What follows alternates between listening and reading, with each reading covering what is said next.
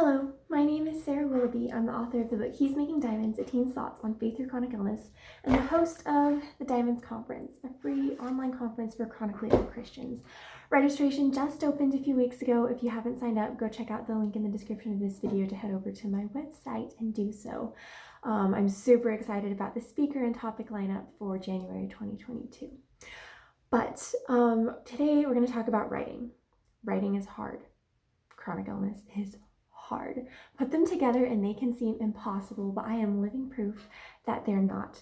And so today I want to share 4 writing tools that will help you, really will help any writer, but will help you especially if you are a writer who has a disability or a chronic illness or something that is a health challenge. So with that said, let's get into it. So first is Grammarly, and now I'm not being paid by Grammarly to promote this. Grammarly, if you were watching. But Grammarly is super helpful. There's a free version, and that's really what I use, is the free version. And it is so helpful to be able to have a second pair of eyes, because I write a lot, and so I can have people help me, and I have an amazing community of writers over at the Young Writers Workshop who does help me, and I get to help them. But when I need to write, social media posts and blog posts and devotionals and more articles, and it's just like all over the place, it's hard to keep up with that sometimes.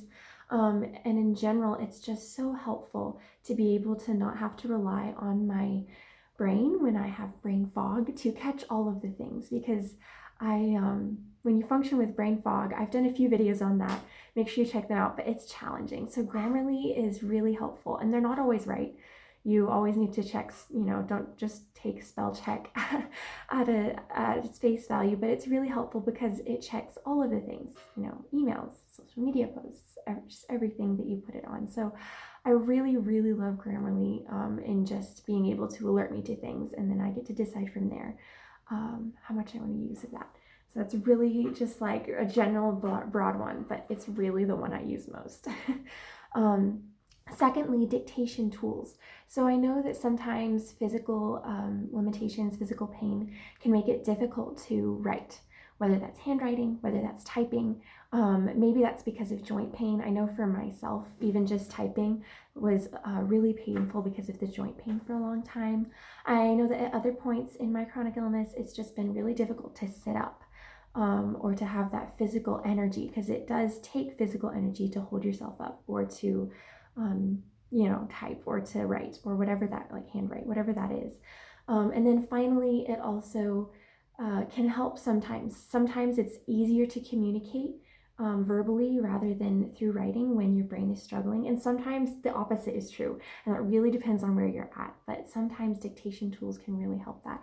And there's a lot of different ones. And I know that I'm going to not specifically recommend one, because I think that different people have success with different ones, but just do a quick Google search for dictation tools, and there are free options and paid options and just a lot of different things in that capacity.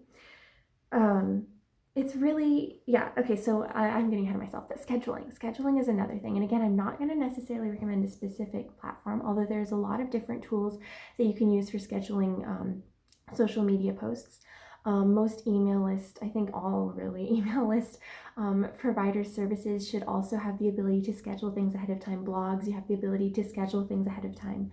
And so that is really helpful, because chronic illness is really unpredictable. So if you can work ahead of time, if you can take advantage of the times when your health is doing well to get stuff done, and then schedule it so that you don't have to worry about it, so that if you have to suddenly go to the doctor, suddenly spend the night at the ER, or suddenly spend the day in bed sleeping, you don't have to worry about being consistent. And being consistent is really important, but the way that you get to do that without your life being consistent is by scheduling things ahead of time. And I use this so much. This video, I did not film this on Monday the 8th. I am filming this prior to that, and I actually was I thought about filming multiple videos today because I have the time and energy, and I don't know that I'll necessarily have the time and energy in the future. So schedule the things, guys. It's so helpful. And so then the 4th tip tool is focus sprints. If you're not familiar with focus sprints, they're also writing sprints, but they can be really helpful in portioning out your energy and portioning out your time. So usually how this works is you are texting with someone, or however you want to do it. Maybe you're in the same room, I don't know. But you set a timer. You can even do this and just do it for yourself. Personally, the competitive nature and accountability of having someone do it with me is helpful for me. But you just want to set a timer. The ideal chunk is like 25 minutes. But if you have 5 minutes of energy, make use of that. That is something that you can do a lot in. And so just set a timer for that chunk of time, and for that chunk of time, commit to doing it, and decide ahead of time. During this segment, I'm going to write. During this segment, I'm going to get dressed and eat food. Like whatever it is, set it and then do it for that amount of time. And then after that amount of time, stop. And just like portion it out so that you're not like trying to pressure yourself into getting work done all day, but then like taking breaks between everything. And there's nothing wrong with breaks, but this way you get to not feel guilty for the breaks, and you get to make the most out of the breaks. And you can also kind of gauge how much capacity you have to do something and work from there. So I really would encourage you to do focus sprints, writing sprints. Feel free to reach out to me on social media if you want to meet a partner for a focus sprint or a writing sprint. Frequently I do them because that's how I get things done. Otherwise, I would be much less productive, as well as much less organized, and not get as much rest. And I know that I need rest, as do you. So it's hard, but there's a lot of tools, and this is really just the tip of the iceberg. I would love to hear in the comments below what tools you love to use for writing, or just in general, what tools are helpful for you in navigating your chronic illness, because we have a lot of things available to us, and I hope that we continue to get more, especially for the chronic illness community. But it just takes creativity.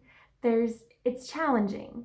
It's really hard. Like I said, writing is hard and chronic illness is hard. But with creativity, there's so much available to us to be able to work with it, to work around it, but also to work with what we do have. And I want to do a video soon on the benefits that chronic illness brings to our writing, but I will stop there for now. I hope that you are doing well. Have a great day. I hope to see you over on social media at the conference, and happy writing.